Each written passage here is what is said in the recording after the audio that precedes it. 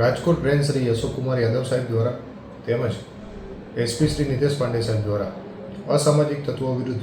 કાર્યવાહી કરવા અનુસંધાને અવારનવાર કોમ્બિંગ તેમજ વાહન ચેકિંગ આપવામાં આવે છે. ગત રાત્રિ દરમિયાન આવા જ એક વાહન ચેકિંગની અંદર જિલ્લા traffic PSI Shri VM Solanki તેમજ પ્રોબેશનર પીઆઈ શ્રી કેએસ ગોયલનાઓ વોચ તપાસમાં વાહન ચેકિંગમાં હતા. એ દરમિયાન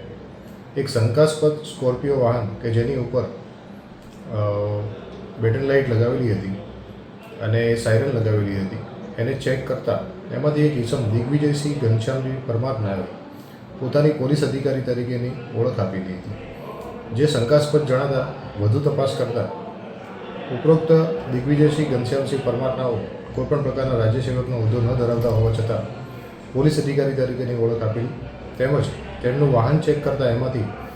બિયરની 3 બોટલ મળી આવતા તેમના વિરુદ્ધ બીએનએસની વિરુદ્ધ કલમો તેમજ પ્રોહિબિશનની કલમો હેઠળ ગુનો દાખલ કરી આરોપીઓ દિગ્વિજયસિંહ ઘનશ્યામસિંહ પરમાર રહેઠાણ ગાંગડ તાલુકો બાવળા તેમજ કૃષ્ણપાલસિંહ મહિપતસિંહ સિસોદિયા રહેઠાણ ગાંગડ તાલુકો બાવળા અમદાવાદના વિરુદ્ધ કાયદેસરના ગુના દાખલ કરી અને આગળની તપાસ પીએસઆઈ વાળા ખંભાળિયાનાઓ ચલાવી રહ્યા છે.